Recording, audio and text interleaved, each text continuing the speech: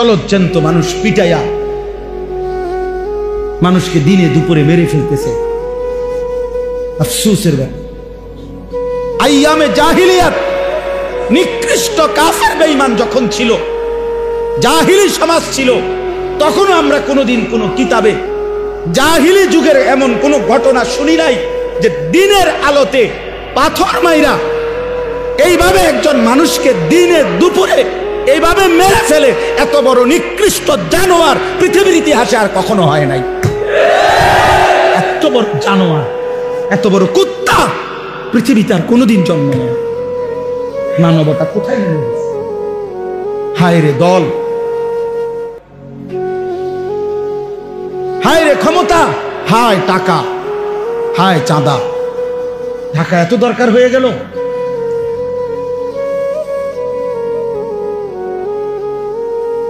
সারা পৃথিবী দেখছে, অবাক হয়ে গেছে, আশ্চর্য। একটা মানুষ, দাড়িওয়ালা একটা যুবক, জলজ্জান্ত মানুষটাকে এতগুলো মানুষের সামনে দিনে দুপুরে পাথর মেরে মেরে মেরে ফেলছে। আহা, তাইলে ভাইয়া দল বিষয় না, এখানে মনুষ্যত্ব কোথায় গেল? ইনসান গেল, মানবতা কোথায় হারিয়ে গেল? আজ সে আহত, আজ সে নিহত, আর তুমি সবসময় থাকবা অক্ষত। এর কি নিশ্চয়তা? আমাদেরকেও বলা উচিত ভাইয়া। দিবানিশি আমরা বলতেছি, চেষ্টা করতেছি, আমরা ভাবাইতে চাচ্ছি। তোমাদের কাছে অনুরোধ, প্রিয় ভাই, স্বার্থপর এই দুনিয়া কাউরে মনে রাখে না। স্বার্থপর এই দুনিয়া কারো জন্যই থেমে থাকে। সত্যি কথা, কসম আল্লাহ, তোমার ভালো যদি তুমি না বুঝো, কেউ তোমার মনে রাখবে না। তোমার জন্য ভাববার কারো সময় নেই, সবাই ব্যস্ত, সবার কাজের অভাব নেই। কারো ভালো হোক মন্দ হোক, যৌক্তিক হোক অযৌক্তিক হোক, প্রয়োজনীয় হোক অপ্রয়োজনীয় হোক, বর্তমানে এমন একটা সময় যে সবাই ব্যস্ত, সবাই ব্যস্ত। আজকে সকালবেলা আমি ফজরের নামাজের একটু পরে আমার মেয়ের মাদ্রাসায় গেছি। তো আসার সময় দেখছি যে একটা হাইয়েস আর ট্রাক মুখোমুখি অ্যাক্সিডেন্ট করছে, গাড়ি আটকায় গেছে। তো হাইয়েস গাড়িটার এই মাইক্রোটার ড্রাইভার একদম ভিতরে ঢুকে গেছে। অনেক কষ্টে ভাইয়া ভুইয়া যখন তারা বের করছে, কিছুক্ষণ পরে বেচারা মারা গেছে। জীবন্ত মানুষ, জলজ্জান্ত মানুষ গাড়িটা চালাচ্ছিল, এমন মানুষটা মরে গেছে। আমার বলার বিষয় হলো, আমি তাকায় দেখলাম জ্যামের কারণে গাড়ি আটকায় আছে। প্রতিটা গাড়ি সর্বোচ্চ ফোর্সে শুধুই হর্ন দিতেছে, ডাইনে বামে বাঁকা সাকা কইরা কোনো না কোনো ভাবে পাশ কাইটা চলে যাইতেছে। কেউ থামলো না, কেউ থামলো, কোনো ড্রাইভারও আর থামে না, প্যাসেঞ্জারও থামে। কারো হাতে সময় নাই, কারো হাতে সময়। তো এটাই বুঝাইলাম আর কি, স্বার্থপর এই দুনিয়া কারো জন্য থামে না, কারো হাতে সময় নাই। একদিন এটাই মনে পড়বে, হয় দুনিয়াতে নয়তো আখিরাতে, হয় অসুস্থ হয়ে গেলে নয় পঙ্গু হয়ে গেলে। একদিন সত্যি সত্যি কসম আল্লাহর মনে পড়বে, সুখের এই বন্ধুরা কেউ নাই। মোবাইলের ওই নর্তকী ধোঁকা ছিল, অশ্লীল ছবি ধোঁকা ছিল। বন্ধু নামের এই দুষ্টরা যারা তোমার সঙ্গ দিয়ে হাসি ঠাট্টা মজাক আড্ডায় সময় শেষ করে দিছিল, তারা আর কেউ নাই, আসলেই কেউ নাই।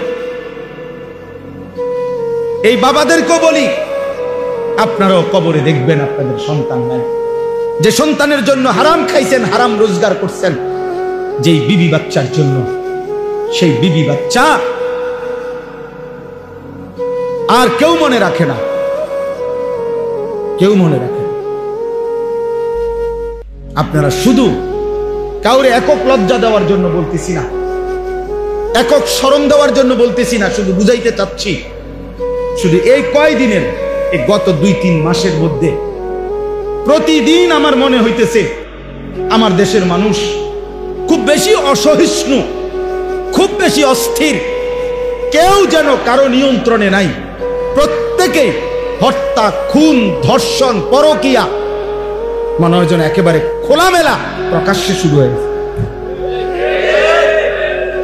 পরকীয়া এই শব্দটা, অবৈধ সম্পর্ক, স্বামী থাকার পরও মহিলার অবৈধ সম্পর্ক, স্ত্রী থাকার পরও পুরুষের অবৈধ সম্পর্ক, আমার মনে হয় গত 10 বছরও এত বেশি আমি শুনি নাই এ কয়দিনে যা শুনতেছি।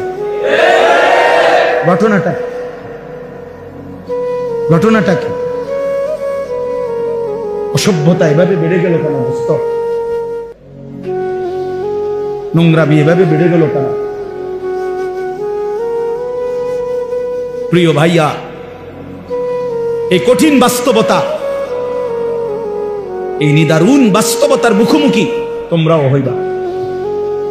কোন সমাজে যদি জেনা ব্যভিচার হয়, বেড়ে যায়, খোদার কসম, তো ওই সমাজের সকল পরিবারই অরক্ষিত হয়ে যায়।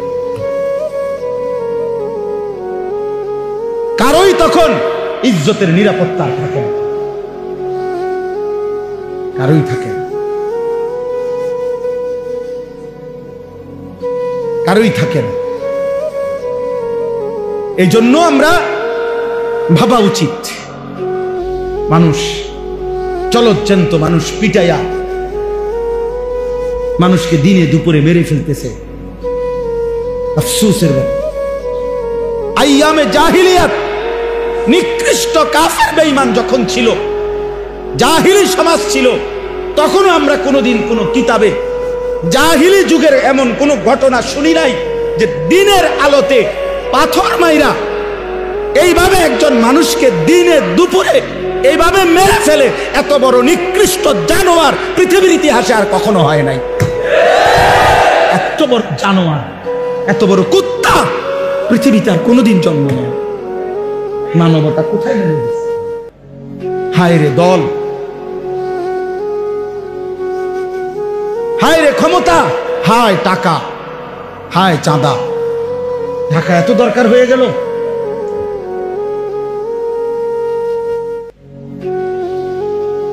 সারা পৃথিবী দেখছে, অবাক হয়ে গেছে, আশ্চর্য। একটা মানুষ, দাড়িওয়ালা একটা যুবক, জলজ্জান্ত মানুষটাকে এতগুলো মানুষের সামনে দিনে দুপুরে পাথর মেরে মেরে মেরে ফেলছে। আহা, তাইলে ভাইয়া দল বিষয় না, এখানে মনুষ্যত্ব কোথায় গেল?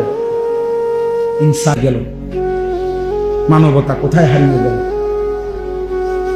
আজ সে আহত, আজ সে নিহত, আর তুমি সবসময় থাকবা অক্ষত, এর কি নিশ্চয়তা? আজ তার বোন দর্শিত, তার স্ত্রী পরকীয়া আসক্ত, আমার ঘর তোমার ঘর সবসময় থাকবে পবিত্র, সুরক্ষিত, তার কি নিশ্চয়তা? তার কি নিশ্চয়তা? দোস্ত আমার, বন্ধু আমার, বাবা আমার, প্রিয় সাথী আমার, নওজোয়ান, সবাই মিলে ভাবো, আগামী পৃথিবী তোমরা বাঁচতে হবে, এই সমাজ নিয়েই তোমরা চলতে হবে। আরে তুমি থাকতে তো হইব, এই সমাজে বাঁচতে তো হইব। তুমি তো সম্পূর্ণ নিজেকে আলাদা করলে জীবন চলবে না।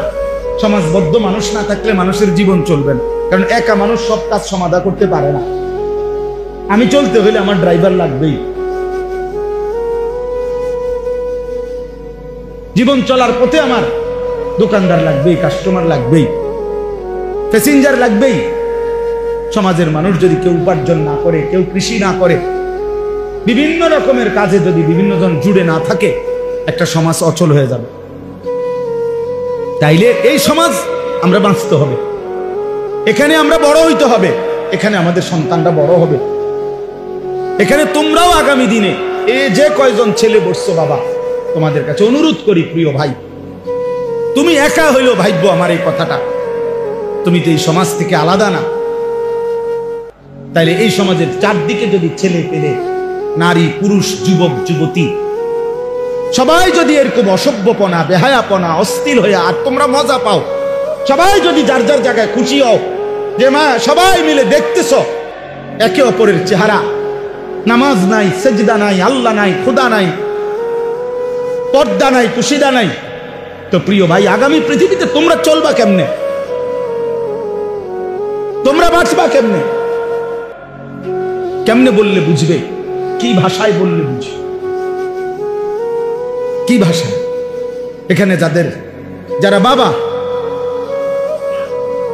তাদের সন্তানে 9 বছরের বাচ্চার যদি নিরাপত্তা না থাকে,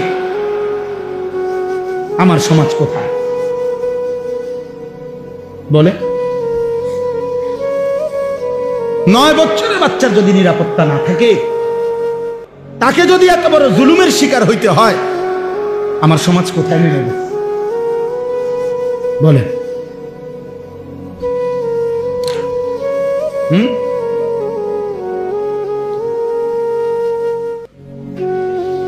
কথা নাই, বার্তা নাই। নিরীহ 2 জন ইমাম মুয়াজ্জিন, ওনাদেরই রিমান্ড হয়ে গেল, বাকি ঘটনা সব আড়াল হয়ে গেল। বুঝেন না? দুনিয়া না ধোকা দিবা, আখেরাত আজকে না জুলুম করলা, আগামী দিনে আখেরাতে আড়াল করবে কে? এই জন্য আমি আমার কথা এতটুকুই, প্রত্যেকের কাছে ছেলেরা, বাবারা নিজের দিকে আরেকটু যত্নবান হও। ছেলেরা তোমরাও বাবা আরেকটু যত্নবান হও। এতটা বেনামাজি জিন্দেগি ভালো না, এতটা চরিত্রহীন জীবন প্রিয় ভাই ভালো না। এত নারী, এত ছবি, এত উলঙ্গ দৃশ্য, এত বেহায়াপনা প্রিয় ভাইয়া সুখ আনবে না, স্বস্তি আনবে না, তৃপ্তি আনবে না। দিনের পর দিন তোমাদের অনেক ছেলে কোনোদিন 5 ওয়াক্ত নামাজ পড়ো না, মুসলমানের বাচ্চা হয়ে প্রিয় সন্তান, এত মন্দ হওয়ার কথা। এভাবে আল্লাহকে ভোলা ঠিক না, এভাবে আল্লাহর নাফরমানি করা উচিত না। আখেরাত তো পরের কথা, দুনিয়াতে তো শান্তি থাকা দরকার, দুনিয়াতে তো দরকার। কোরআনুল কারীমের মধ্যে আছে, আল্লাহ তাআলা বলেন, অমিনহুম মান ইয়াকুলু রব্বানা আতিনা ফিদ দুনিয়া হাসানা ওয়া ফিল আখিরাতি হাসানা ওয়া কিনা আযাবান নার। আল্লাহ বলেন আমার প্রিয় বান্দা তারা বলে, আল্লাহ আমাকে দুনিয়া সবটা দিয়েন না, আমাকে ওইটুকু দুনিয়া দেন যেটুকু হাসানা, যেটুকু পবিত্র, যেটা হালাল, যেটা বৈধ, যেটা উত্তম, যেটা আপনার মর্জি মতো, আমাকে সেই দুনিয়া দেন। আমাকে আখিরাতটাও যেটা দিবেন উত্তম দিবেন, জাহান্নামের আযাব থেকে মুক্ত করে দিয়েন। আল্লাহ তাআলা বলেন, যে বান্দা আমার পবিত্র দুনিয়া চায়, পবিত্র আখিরাত চায়, জাহান্নাম থেকে মুক্তি চায়, খোদার কসম আল্লাহ বলছে, উলাইকা লাহুম নাসীবুম মিম্মা কাসাবু, আমার এই বান্দা 24 ঘন্টা যা করবে দুনিয়ায়, আমি সবটার বিনিময় আখিরাতে তারে বুঝায়। পয়সা যেটা দিল নেকি দেব, পরে বাজার করলো নেকি দেব, ওই ব্যবসা করলো নেকি দেব, ও স্বামী স্ত্রীর মিলন করলো নেকি দেব, ও সন্তানাদি লালন পালন করলো নেকি দেব। উলাইকা লাহুম নাসীবুম মিম্মা কাসাবু, সে যা অর্জন করবে আমি সবটার প্রতিদান দেব। কারণ সে আমার কাছে চাইছে, ব্যবসা হোক, বাজার হোক, সংসার হোক, স্ত্রী হোক, সন্তান হোক, জীবনে আমার কাছে সে পবিত্রতা চাইছে, হালাল চাইছে, হালাল চাইছে। ফামিনান নাসি মান ইয়াকুলু রব্বানা আতিনা ফিদ দুনিয়া ওয়া মা লাহু ফিল আখিরাতি মিন খালাক। রব্বুল আলামিন বলেন, আর যেই মানুষটা বলে যে আল্লাহ আমারে যা দিবেন শুধু দুনিয়ায় দেন। অনেক মানুষ যে শুধু দুনিয়াই চায়, হালাল হারামের দরকার নাই, হুজুর 100 টাকা দিছি, দোয়া করে দেন আমার ব্যবসাটার মধ্যে আল্লাহ যেন বরকত দেয়। এখন ব্যবসার পদ্ধতি কি, হালাল না হারাম?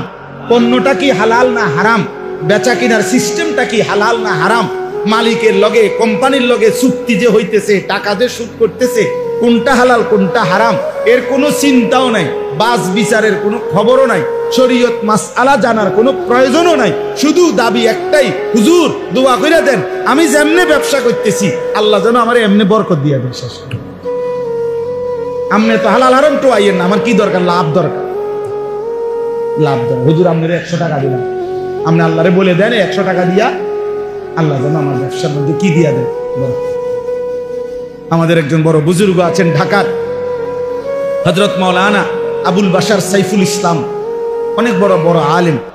হুজুর একদিন বলছিলেন যে শোনেন, যে পরিমাণ ব্যবসায়ী হুজুরদের কাছে তাবিজের জন্য যায়, ব্যবসায়ীরা হুজুর এমন কোন কাগজ, এমন কিছু লেখা টাকা লেখা দেন লাল কালি দিয়া, যেটা দোকানের মধ্যে ঝুলাইয়া রাখবো যাতে করে কাস্টমার আইয়ে বরকত হয় ব্যবসা।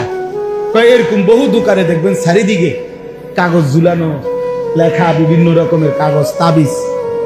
তাবিজের জন্য, ব্যবসার বরকতের জন্য যে পরিমাণ হুজুরের কাছে গেছে, আলেমের কাছে, তার 100 ভাগের 1000 ভাগের 1 ভাগও একটা শরীয়তের মাসআলা যে এটা হালাল না হারাম, এই পদ্ধতিটা আমার এটা জানার জন্য 1000 ভাগের 1 ভাগও যায়। বুঝেন নাই কথা? কোম্পানি বলে দিছে টার্গেট পুরা করতে পারলে 3 দিনের কক্সবাজার ট্যুর। বাহ, টার্গেট ফিল আপ করে দিছে কক্সবাজার। আমার একদিন একজনের কিছু দোয়া করতাম হাতে লাগে, কক্সবাজার 3 দিনের জন্য কোম্পানি থেকে যাইতেছে। আমি যাই বেড়া বেড়ি এক লগে নি, হুজুর এক লগে। আমি তো কিতে দোয়া করতাম, আমরা যাতে ভালো করে নাচতে পারেন নাকি, কি দোয়াটা কি করতাম? তোর কক্সবাজারের উপরে কি গজব করতো না তোর মাথা ফাঁকা করতো? কি দোয়া করতো আপনি বলেন না, তার লাগে কি দোয়া করতো? এতে কক্সবাজার দোয়া করতো, বুঝলেন? মানে হালাল না হারাম এত কিছুর দরকার নেই, দোয়া করে দেন আমার দুনিয়া দরকার, আমার দুনিয়া দরকার। রব্বানা আতিনা ফিদ দুনিয়া, আল্লাহ দুনিয়াই দেন শুধু, আর কিছু লাগবে না। ওয়ামা লাহু ফিল আখিরাতি মিন খালাক। রব্বুল আলামিন বলে, বান্দা মনে রেখো, এমন নাফরমান দুনিয়া তো কিছু মিলবেই বান্দা, যাই পাওয়ার কিছু দুনিয়া তো পাবাই, তবে শুধু মনে রেখো ওয়ামা লাহু ফিল আখিরাতি মিন খালাক, আখিরাতে কিন্তু কোনো অংশ থাকবে না, আখিরাত কিন্তু কিছুই মিলবে না। দুনিয়া তো আমি আল্লাহ তোমাকে দেব না কেন? তুমি চাইছো তোমারে দেবই দুনিয়া, আমি আল্লাহ তো না চাইলেও দুনিয়া দেই। কাফেরকে দুনিয়া দেই, বেঈমানকে দিয়েছি, মুশরিককে দিয়েছি, নাস্তিক মুরতাদ আমি আল্লাহকেই চিনে না, আল্লাহকেই মানে না, আল্লাহকেই বলতে কিছু স্বীকার করে না, এমন বেঈমানকেও তো আমি আল্লাহ দুনিয়া দিয়েছি, তোমাকে দেব না কেন? নেও, বাতে না উদা খাইবা না, এটা তো আমি কুত্তারও খাওয়াই, জানোয়ারকেও খাওয়াই। হ্যাঁ, দুনিয়া তো আমি জানোয়ারকেও দেই, বেটা তোরে দিতাম না, নে বেটা, আর কি তা বাতে না দুগা, আর কি খাবিয়ে না? বিল্ডিং, আরে বিল্ডিং তো ইউরোপ আমেরিকার মধ্যে কুকুর শুকর ওরা যেখানে ফার্মে পালে, কুত্তা শুকর ওইগুলোও তো বিল্ডিং এ থাকে, এসি রুমে থাকে। কি এটা হইছেটা কি বেটা? এসি গাড়ি, এটা তো জানোয়ারও চলে ইউরোপের মধ্যে। আমার একজন পরিচিত আমারে বলছে, জাপানে থাকে, যে হুজুর আপনার এইসব প্রাইভেট কারে আমরা জাপানে ছাগল টানে, ছাগল টানে, ছাগল। আমি যদি বলি ভাই সব বক্তা জানেন তো প্রাইভেট কারে আসছি, ছোটখাটো বক্তা মনে করেন না, আরেকতে কইব হুজুর প্রাইভেট কারে ছাগল টানে, বেটাগিরি কি তা? মানে এটার মধ্যে কি ফুটাগিরি কি বলেন না? এটা তো জানোয়ারও চলে। এই জন্য দোস্ত, দুনিয়া মিলে যাওয়া, দুনিয়ায় ভালো থাকা তেমন কিছুই না, তেমন কিছুই না, বরং মূল বিষয় হলো আল্লাহকে প্রাধান্য দেওয়া, আখিরাতকে প্রাধান্য দেওয়া। প্রয়োজনে পুরা দুনিয়া ছেড়ে দিলাম, প্রয়োজনে সব ছেড়ে দিলাম, আল্লাহকে নিলাম, আল্লাহ সন্তুষ্টি চাইলাম, আখিরাত চাইলাম। খোদার কসম নবী বলছে, ওই ব্যক্তি লাভের ব্যবসা করছে যে দুনিয়া ছেড়ে দিছে, আল্লাহকে গ্রহণ করছে। এই চলেন এবার এই তর্জমা শুনেন, তাহলে কথা শেষ। এখানে যে আয়াত আমি পড়ছি সূরা বাকারার কোরআনুল কারীমের 2 নম্বর সূরা 2 নম্বর পারা, সূরা বাকারা। এই সূরার 207 208 এই দুইটা আয়াত পড়ছি। এবার এই শেষ তর্জমাটা শুনেন, অল্প একটু। রাসূলুল্লাহ সাল্লাল্লাহু আলাইহি সাল্লামের একজন সাহাবী সুহাইব, ওনার নাম ছিল সুহাইব রুমি, মানে রোম দেশের মানুষ ছিলেন উনি। তো উনি ইসলাম পূর্ব যুগেই মক্কায় এসে বসবাস করছিলেন এবং মক্কায় এসে ব্যবসা করতেন। ব্যবসা করতে করতে একটা পর্যায়ে উনি মক্কার একজন বিশিষ্ট ব্যবসায়ী, ধনাঢ্য ব্যবসায়ী হয়েছিলেন। সুহাইব রুমি ওনার নাম। তো রাসূলুল্লাহ সাল্লাল্লাহু আলাইহি ওয়াসাল্লামের হাতে এক পর্যায়ে উনি কালেমা গ্রহণ করছেন। নবীজি সাল্লাল্লাহু আলাইহি সাল্লাম যখন মক্কা থেকে হিজরত করে মদিনায় গেছেন, তা আরো অন্যান্য সাহাবীরাও ধীরে ধীরে আগে পিছে, কেউ আগে কেউ পরে, ওনারাও ধীরে ধীরে মদিনায় হিজরত করে করে রাসূলুল্লাহ সাল্লাল্লাহু আলাইহি সাল্লামের কাছে চলে গেছেন। তো নবীজি সাল্লাল্লাহু আলাইহি সাল্লাম যাওয়ার পরে কিছুদিন পরে যারা গেছে নবীজির কাছে মদিনায় মক্কা ছেড়ে, এর মধ্যে উনি একজন, এই সুহাইব রুমি, অর্থাৎ উনিও হিজরত করে মদিনায় গেছেন নবীজির হিজরতের পরে, মানে নবীজি তখন চলে গেছে মদিনায়, এর পরে গেছে। তো যেদিন উনি মক্কা থেকে হিজরত করে গোপনে মদিনার উদ্দেশ্যে রওনা দিছে, ওই দিন কিছু দূর যাওয়ার পরে মক্কার কুরাইশরা খবর পাইয়া ওনারে ঘেরাও দিয়া ধরে ফেলছে, আটকাইয়া ফেলছে আর কি, যাইতে দিবে না মদিনা। এই তখন তাফসীরের মধ্যে আছে, আমি এই আয়াতের জন্য কইতেছি আর কি কথা। তো তাফসীরের মধ্যে আছে এই সাহাবী উনি একজন তীরন্দাজ সাহাবী ছিলেন, মানে সাহাবীদের মধ্যে সবচেয়ে বেশি তীর ছুটতে পারতেন, কাফেরদের তীরন্দাজ উনি একজন পারদর্শী ছিলেন। তো ওনার কাঁধের মধ্যে যেই ধনুক তীর ছিল, উনি কাফের কুরাইশদেরকে দেখাইয়া বলছে, দেখো তোমরা সবাই জানো আমি মক্কার সেরা তীরন্দাজদের একজন, কাজেই ইচ্ছা করলেই তোমরা আমার কাছে এখন আসতে পারবা না। আমি যতক্ষণ পর্যন্ত আমার কাছে তীর আছে অতক্ষণ আমি একজন একজন করে গাইতালাম, হ্যাঁ, কাজে আমার কাছে আসতে পারতাম। এরপরে যদি আমার তীর শেষ হয়ে যায়, এরপরে আমার কোমরে তরবারি আছে, এই দেখো আমি তরবারি চালনা তো অভিজ্ঞ, তোমরা জানো। এরপরে আমি তরবারি দিয়ে তোমাদের সাথে যুদ্ধ করব, সেখানেও তোমাদের বহু লোক হতাহত হবে, হ্যাঁ, এরপরে যদি তোমরা আমারে ধরতে পারো। কাজেই এত অল্পতেই আমারে তোমরা ধরতে পারবা না, আটকাইতে পারতা না, তোমাদের অনেক ক্ষতি হবে।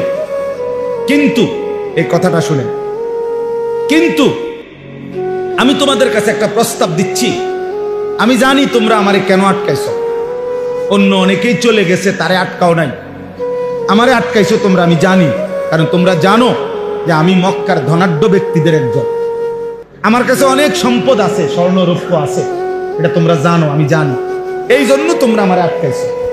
আমি জানি তোমাদের মূল লোভ সম্পদের প্রতি, অতএব আমার যত সম্পত্তি আছে যেখানে যেখানে আমি রেখে আসছিলাম, এখন আমি সব বলে দিচ্ছি, তোমরা সব কিছু নিয়ে নাও, বিনিময়ে শুধু আমারে একা আমার আকা, আমি যার জন্য যাচ্ছি, আমার সেই প্রিয় বন্ধু আমার রাসূলের কাছে যাইতেন, আমারে বাধা দিও, আমারে আমার কাছে, আমার নবীর কাছে আমারে যাইতেন, আমি কিচ্ছু নেব না, সব দিয়ে দিলাম, সব জানাই দেবো তোমাকে, তোমরা আমারে ছেড়ে দাও। স্বাভাবিকভাবে আমারে ধরতে পারতা না, তোমরা হতাহত হইবা, এটাও করো না, আর সম্পদও আমি নেব না। তাফসীরের মধ্যে আছে মক্কার কুরাইশরা বলছে, তুমি ঘোড়া যেটা নিয়ে রওনা দিছো এটাও দিয়া লাইতে হবে, শুধু গায়ের পোশাক ছাড়া আর কিছু নিতে পারবা না। উনি বলছে ঠিক আছে, আমি শুধু আমার গায়ের পোশাক নিয়ে রওনা দিলাম, আর সব সম্পত্তির কথা একবারে দাগে দাগে বলে দিলাম, তোমরা সব নিয়ে নাও, আমি আমার এই এক কাপড়েই আমার রাসূলের কাছে আমি যাইতে চাই, তবু আমারে বাধা দিও। মক্কার বেঈমান কুরাইশরা সমস্ত সম্পত্তি নিয়ে উনারে ছেড়ে দিছে।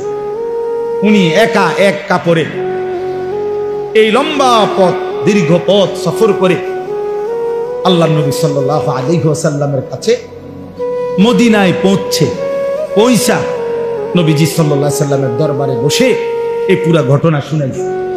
ইয়া রাসূলুল্লাহ, আমি কেমনে আসছি শুনেন। আমারে তারা বাধা দিছিল, আমি তাদেরকে এই বলে আমার সারা জীবনের অর্জিত সমস্ত স্বর্ণ রৌপ্য গহনা সম্পদ সব দিয়া, এমনকি বাহনের ঘোড়াটা পর্যন্ত দিয়ে এই এক কাপড়ে, ইয়া রাসূলুল্লাহ আমি আপনার কাছে এসেছি। খোদার কসম, তাফসীরে আছে আল্লাহর নবী তখন চিৎকার দিয়ে আওয়াজ করে খুশিতে আল্লাহর নবী বলছে, রাবিহাল বাই, রাবিহাল বাই, সুহাইব তোমার ব্যবসা বড় লাভবান হয়েছে, তোমার ব্যবসা বড় লাভবান হয়েছে, তোমার ব্যবসা রাবিহা, লাভ হয়েছে, লাভ হয়েছে। সামান্য দুনিয়া ছেড়ে দিছ আল্লাহর ভালোবাসায়, আল্লাহর সন্তুষ্টির জন্য, রাসূলের সন্তুষ্টির জন্য সব কোরবানি করেছ, তুমি লাভবান। তখন ঠিক ওই সময় আল্লাহ তাআলা জিবরাইলকে পাঠিয়ে এই সাহাবীর প্রশংসায় কোরআন কারীমের এই আয়াত নাযিল করেছেন, ওয়া মিনান নাসি মান ইয়াশরি নাফসাহু। আল্লাহ বলে, বন্ধু আপনার সাহাবীদের মধ্যে কিছু সাহাবী এমন যারা তাদের পুরা জীবনটাকে বিক্রি করে ফেলেছে ইবতিগা মারদাতিল্লাহ, আল্লাহ রাব্বুল আলামিনের সন্তুষ্টির তালাশে, রব্বুল আলামিনের সন্তুষ্টির তালাশে পুরা জীবন দিয়ে দিছে, পুরা জানমাল সব বিলীন করে দিয়েছে, বিনিময়ে আল্লাহকেই চেয়েছে, আখিরাতকেই চেয়েছে। আল্লাহ বলেন, ওয়াল্লাহু রাউফুম বিল ইবাদ, এমন বান্দার ব্যাপারে নিশ্চয়ই আল্লাহ বড় বেশি দয়াবান, আল্লাহ তাকে উপযুক্ত পুরস্কার দিয়ে ভরপুর করে দেবে। আপনি ঘাবড়ায়েন, ওরে বলে দেন আমি আল্লাহ ওরে সন্তুষ্ট করব। কোরআন শরীফে আছে হযরত আবু বকর সিদ্দিক রাদিয়াল্লাহু তাআলা আনহু জীবনের সব কিছু আল্লাহর জন্য বিলায় দিয়েছিলেন। তো নবীজিকে আল্লাহ তাআলা কোরআনের আয়াত নাজিল করে নবীজিকে আল্লাহ শুনাইছিলেন। লম্বা সূরার মধ্যে আছে লাস্টে, ওয়ালা সাউফা ইয়ারদা, আল্লাহ নবীজিকে বলছে, বন্ধু আপনার সাহাবী আবু বকরকে বললেন আপনি তারে খুশি করার দরকার নাই, আমি আল্লাহ নিজে হাসরের ময়দানে আপনার আবু বকরকে আমি খুশি করে দেব। ওয়ালা সাউফা ইয়ারদা ওয়াল লাইলি ইযা ইয়াগশা, এই সূরার শেষে আমি তাকে খুশি করে দেব। তো আল্লাহ তাআলা এখানেও বললেন, বন্ধু আমি বললাম আমার সন্তুষ্টির জন্য আপনার এই সাহাবী নিজের সব দিয়ে দিছে, তার পুরা জীবন বিক্রি করে দিছে, বিনিময়ে আমি আল্লাহকে গ্রহণ করছি। এই জন্য দোস্ত, এই জন্য প্রিয় ভাই, আমি কিংবা তুমি, জওয়ান কিংবা বুড়ো, আমাদের প্রত্যেকের জীবন মূলত আল্লাহর জন্য, আখিরাতের জন্য। আমরা যদি আল্লাহকেই না পেলাম, নামাজই না পেলাম, এই কপাল যদি সেজদাই না দিল, আল্লাহকেই না চিনল, তো ওই কপাল মন্দ কপাল, লানত ওই কপালের উপরে, থুতু মারি ওই কপালের উপরে। ছেলেরা মনে রাখিস, তোদের ওই কপালে আমি থুতু মারি যে কপাল আল্লাহ সেজদা দেয় না, নাফরমান। তোর ওই কপালে থু থু, তোর কপালে থুতু মারি, থুতু মারলাম তোর ওই কপালে। তুই ভাত খাস, খাবে, তুই শুধু ঘুম যাস, পেশাব পায়খানা করস, রাস্তার জানোয়ারের দিকেও তাকাইস, ওই জানোয়ারও খায় আর ঘুমায় আর পেশাব পায়খানা। যা ভাতে খাবেন, অসুবিধা নেই, খাওয়া, আর কি? এই তো দুনিয়া, এই তো দুনিয়া। আল্লাহকেই ভুললা গেলা, সেজদাকেই ভুলে গেলা, নামাজকেই ভুলে গেলা, মালিককেই ভুলে গেলাম। জীবনে চিনলা কি আর শিখলা কি, বুঝলাই কি? এই আকল, এই দেমাগ, এই চোখ, এই কান, এই দিল, এটা দিয়ে আর মানুষ হয়ে লাভ কি? যে দিল আল্লাহ চেনে না, যে কান আল্লাহর কথা শুনে না, যে কপাল আল্লাহকে সেজদা দেয় না, যে চোখ আল্লাহর কুদরত দেখে না, খোদার কসম এই কোরআন আল্লাহ তাকে বলছে উলাইকা কাল আনআম, ওইটা জানোয়ার জানোয়ার জানোয়ার জানোয়ার জানোয়ার। আল্লাহ বলে যদি কোনো কথা কয় তো তারে কবি বালহুম আদাল, না না তুই জানোয়ারের চাইতে নিকৃষ্ট। যদি গাঁড় ফাঁক দেয় তো কবি হ তুই জানোয়ার, তুই খারাপ। কোরআন শরীফ দেখো, আল্লাহ বলছে লাহুম কুলুবুল লা ইয়াফকাহুন, দিল আছে বোঝে না, চোখ আছে দেখে না, কান আছে শোনে না, সে জানোয়ার। আল্লাহ বুঝতাম একটা ছেলেই বদলা, একজন, তাইলেও আমাদের কষ্ট সার্থক ইনশাআল্লাহ। একজনই বদলা, বড় মজমা দিয়া করবা কি? বৃষ্টি না হইলে আরো বড় মাহফিল হইতো, আরো বড় মাহফিল হইলে আরো বেশি বুট বেচা হইতো, হ্যাঁ আরো চটপটি বালা বেচা হইতো। আরো বড় মাহফিল হইলে খেলনা, বাঁশি, প্যাঁপু এগুলো আরো বেশি বেচা কেনা হইতো। এই তো মানে আরো বড় মাহফিল দিয়ে কি হবে? হ্যাঁ 50,000 লোক দিয়ে কি হবে? হেদায়েতের জন্য 50,000 কিংবা 5 জন, এটা কোনো কথা নেই। আসমানওয়ালা গ্রহণ করলে সামান্য বালুও দামি, আসমানওয়ালা গ্রহণ না করলে পাহাড়ও ভেঙে ভেঙে বালু হয়ে যায়। আল্লাহ আমাদেরকে বুঝতাম। অতএব সর্বশেষ কথা হলো আল্লাহ বলেন ইয়া আইয়ুহাল্লাযীনা আমানু দুখুলু ফিস-সিলমি কাফা, হে মুমিন, হে ঈমানদার, আমি আল্লাহ তোমাকে বলছি আমার ঈমানদার বান্দা পুরাপুরি ইসলামের মধ্যেই ঢোকো। শান্তি, কামিয়াবি, ইজ্জত, মর্যাদা, সম্মান ইসলামের মধ্যে, আল্লাহকে মানার মধ্যে। আমরা কিতাবে পড়ছি হযরত ওমর রাদিয়াল্লাহু তাআলা আনহু এরকম মসজিদের মিম্বরে বসে, ওমর যখন অর্ধ পৃথিবীর বাদশাহ খলিফা, তখন তিনি বলতেন সাহাবীদেরকে, যে সাহাবারাদেরকে, ভাইয়ারা, যে বন্ধুরা শোনো, আমি সেই ওমর ইসলাম পূর্ব যুগে যে একজন মহিলার বকরি চড়াইতাম ভাড়ায়, পারিশ্রমিকে একটা মহিলার ছাগল বকরি চড়াইতাম। আমি এত বোকা ছিলাম যে কোনোদিন ওই মহিলার বকরিগুলা সন্ধ্যাবেলায় গুইন্না, যতটা সকালে নিছিলাম অতটা বিকালে আইসা গুইন্না বুঝাইয়া দিতে পারতাম না। আমার 4-5টা বকরি ডেলি হারাই লেতাম। কয়টা ছাগল গুইন্না ঠিক করে কয়টা নিছিলাম, কয়টা ফিরে এলে, এটা আমি পারতাম না। আমি এত বোকা ছিলাম, ছাগলটা গুইন্না রাখতে পারতাম না। আমি সেই ওমর, ইসলাম আমাকে এতটা ইজ্জত দিছে, আজ আমি আধা জাহানের বাদশাহী করি।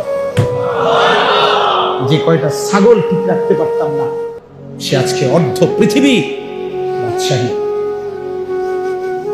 তিনি বলছেন ইসলাম আমাকে দামি বানাইছে, রাসূলের অনুসরণ আমাকে দামি বানাইছে, নয়তো আমি সেই মক্কার মহিলার বকরি চড়ানো রাখালি থাকতাম, অখ্যাতই থাকতাম। আজ ইসলাম আমাকে দামি বানাইছে, আল্লাহর দ্বীন আমাকে দামি বানাইছে। এজন্য আল্লাহ বলছে পুরা ইসলামের আল্লাহকে দ্বীন মানো। এজন্য ছেলেরা নামাজ পড়ো, ছেলেরা আখলাক সুন্দর করো, বাবারা হালাল উপার্জন করেন, হারাম রোজগার করেন। বুড়া মিয়ারা শেষ বয়সটা বিড়ি, সিগারেট, সাদওয়ানের গপ আর বন্স বিড়িতে শেষ করেন না, আল্লাহর জিকিরে শেষ করেন, আল্লাহকে ডেকে শেষ করেন হায়াত। ওয়ালা তাত্তাবিউ খুতুওয়াতিশ শাইতান, আল্লাহ তাআলা বলেন কোনোভাবেই শয়তানের পথ, শয়তানের কদম অনুসরণ করো না।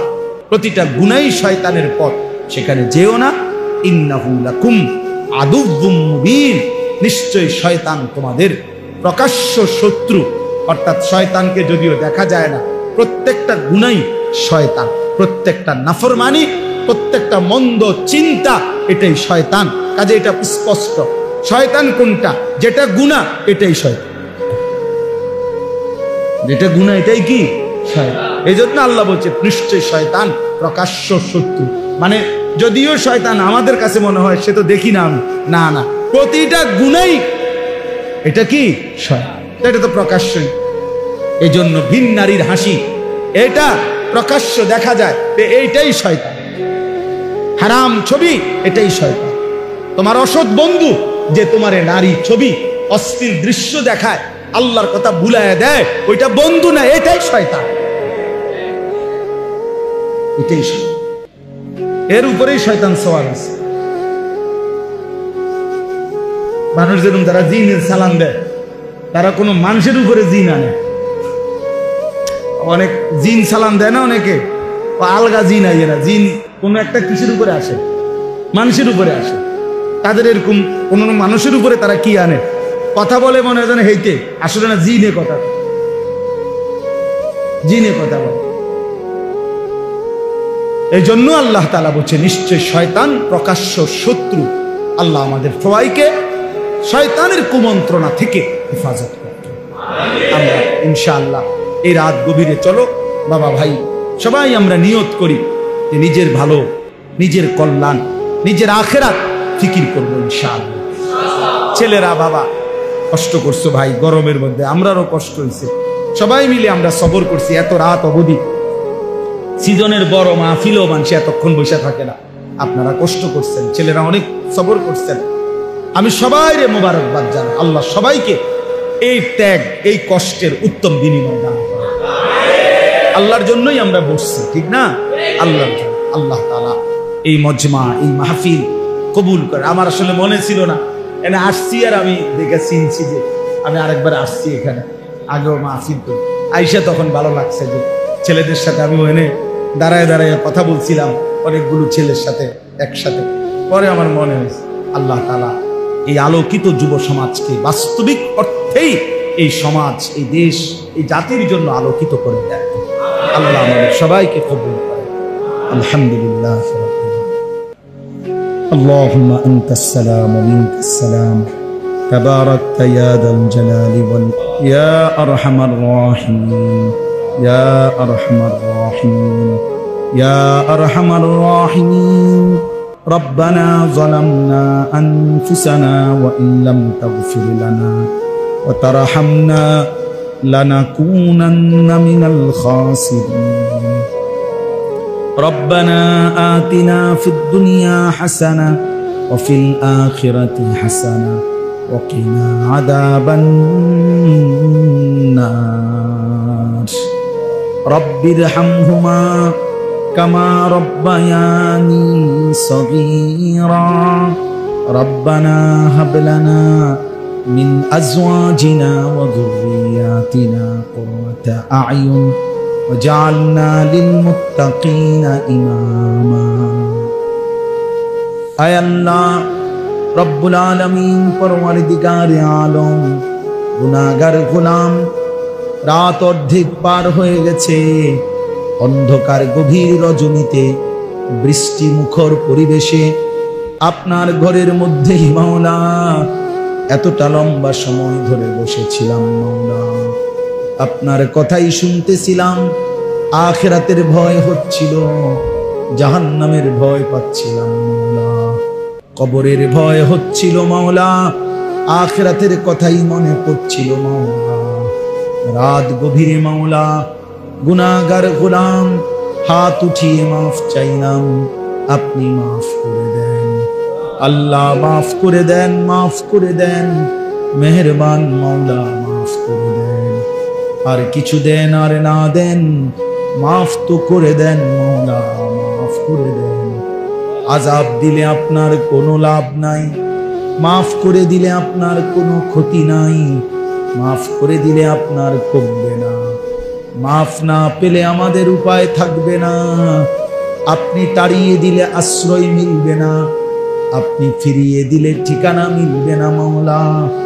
আল্লাহ আপনি মাফ করে দেন, আপনি মাফ করে দেন। আয় করিম আপনি মাফ করে দেন, আয় রহমান আপনি মাফ করে দেন, আয় রহিম আপনি মাফ করে দেন। হাসবুনাল্লাহু ওয়া নি'মাল ওয়াকিল, হাসবুনাল্লাহু ওয়া নি'মাল ওয়াকিল। হাসবুনাল্লাহু ওয়া নি'মাল ওয়াকিল, লা ইলাহা ইল্লা আনতা সুবহানাকা ইন্নী কুনতু মিনাজ জালিমিন, ইন্নী কুনতু মিনাজ জালিমিন, ইন্নী কুনতু মিনাজ জালিমিন। আয় আল্লাহ, আপনি মাফ করে দেন, আয় আল্লাহ, আপনি মাফ করে দেন। সমস্ত কবরবাসীদেরকে মাফ করে দেন, মাকে মাফ করে দেন, বাবাকে মাফ করে দেন, দাদা দাদি নানা নানিকে মাফ করে দেন, চাচা মামা ফুফা খালুকে মাফ করে দেন, চাচি মামি ফুফি খালাকে মাফ করে দেন, শ্বশুর শাশুড়িকে মাফ করে দেন, আত্মীয় স্বজনদেরকে মাফ করে দেন, বিবিকে মাফ করে দেন, ছেলে মেয়েদেরকে মাফ করে দেন, ভাই বোনদেরকে মাফ করে দেন, দোস্ত আহবাবদেরকে মাফ করে দেন, বন্ধু স্বজনদেরকে মাফ করে দেন। আল্লাহ, প্রতিটা মুমিনকে মাফ করে দেন, প্রতিটা ঈমানওয়ালাকে মাফ করে দেন, সমস্ত কবরবাসীদেরকে মাফ করে দেন। কিয়ামত পর্যন্ত কবরের আযাব মাফ করে দেন, কবরগুলোকে জান্নাতের টুকরা বানিয়ে দেন, আপনার নূরে রহমত দ্বারা ভরপুর করে দেন। আল্লাহ, আমরা যারা বেঁচে আছি মাওলা, আমাদের আগামী জিন্দেগি আপনি সুন্দর করে দেন, ঈমান আমল দান করেন, ইজ্জত আফিয়ত দান করেন, তাকওয়া তাহারত দান করেন, হিম্মত ইস্তেকামত দান করেন, সেজদাওয়ালা কপাল বানিয়ে দেন, কাঁদনেওয়ালা চোখ বানিয়ে দেন, জিকিরওয়ালা জবান বানিয়ে দেন, মোহব্বতওয়ালা দিল বানিয়ে দেন, সুন্নাত বন্দিগিওয়ালা জীবন বানিয়ে দেন। মাওলা, কিশোর যুবক এই ছেলেগুলোকে নামাজি বানিয়ে দেন, নামাজি বানিয়ে দেন, এদের চুল সুন্দর করে দেন, এদের চেহারা সুন্দর করে দেন, এদের আখলাক সুন্দর করে দেন। নারীর আসক্তি থেকে হেফাজত করেন, মদের আসক্তি থেকে হেফাজত করেন, জুয়ার আসক্তি থেকে হেফাজত করেন, মোবাইলের আসক্তি থেকে হেফাজত করেন। আল্লাহ, অশ্লীলতা বেহায়াপনা থেকে হেফাজত করেন। আল্লাহ, ছেলেদেরকে আগামীর ইসলামের জন্য কবুল করে নেন, দাজ্জালের মোকাবেলায় কবুল করে নেন, মাহাদির পক্ষে আল্লাহ আপনি কবুল করে নেন।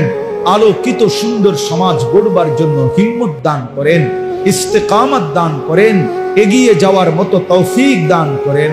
বাবা চাচা বয়স্কদেরকে আরো বেশি নেক আমলের তৌফিক দান করেন, বাকি হায়াতে বরকত দান করেন। মা বোনদেরকে পর্দা পুশিদা দান করেন, উলামায়ে কেরাম আইম্মায়ে কেরামকে উম্মতের ফিকির দান করেন, কওম ও মিল্লাতের ফিকির দান করেন, মানুষের দরদে দরদি হওয়ার তৌফিক দান করেন। অসুস্থ বিমারি যারা শিফা করে দেন, কামাই রুজিতে হালাল বরকত দান করেন।